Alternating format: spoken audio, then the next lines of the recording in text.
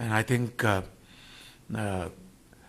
when I will uh, face my Creator, Allah Almighty, and when He will ask me कि तुमने दुनिया में कौन सा काम किया जो मेरी तुम इस अदालत में आए हो, तो मैं ये कहूँगा merit, merit and merit.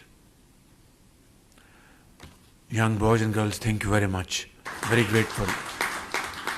Any question you have, I am here to answer, but be kind on me. If I talk about my fellow students, many of them get into excellent universities, Ivy League universities, including my own brother and my other fellow students who have been accepted into Cambridge, Oxford, Columbia. But there's no federal funding to support their university education.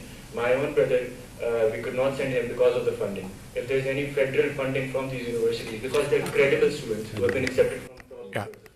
Punjab Education Endowment Fund has now been graduated to Pakistan Education Endowment Fund. And this is, again, I said, based purely on merit.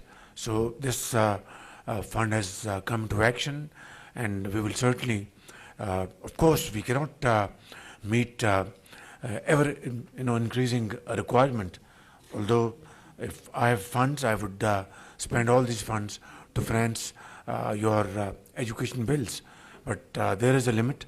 Within that limit, inshallah, we will certainly, take up this issue, and this is very, very near and dear to my heart. Pakistan, as we know, is one of the most vulnerable countries to climate change. हम लोग climate change पे इतना contribute नहीं करते हैं जितना हम उससे affect होते हैं. This is a major problem, and as I'm aware that we plan from the top 25 economies of the world.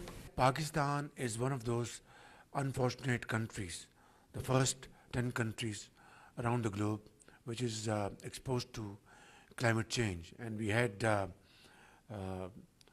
very, very bitter taste of it back in 2022 when large swaths of our land, particularly in Sindh and Balochistan, were submerged, and the country suffered a loss of $30 billion. Just keep in mind that we contribute to these emissions not even a fraction of a percent. Not even a fraction. And yet we are the most affected country. Finally, young boys and girls, I'd like to congratulate you for two things. Pakistan was a victim of aggression in the month of May. Uncalled for. This Pahalgam incident, sad as it was, and it is, Pakistan had no contribution in that. Two, I offered a straight proposal to Eastern neighbor that let's have this matter investigated by an international body comprising of countries which both countries would agree to. India never even commented on this proposal, let alone, agree or disagree. And then on 6th and 7th of May, they attacked Pakistan. And as a result, 55 innocent Pakistanis were martyred in Bahawalpur, other places, and then, of course, in Azad, Jammu and Kashmir. And hundreds were injured. And we defended our country. That was our basic duty, our responsibility. In that self-defense, action, 6 planes were downed. And then, as if it was not enough, during the night of 9th and 10th May, India attacked Pakistan again. And then in retaliation, on 10th morning, we responded with full might, which taught our enemy a lesson of their life.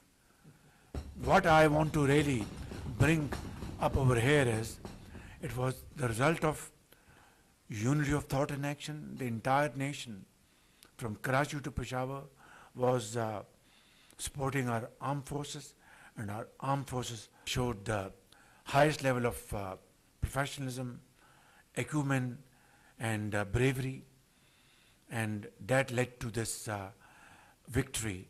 Alhamdulillah, we won this conventional war through modern techniques, modern technology, and so on and so forth.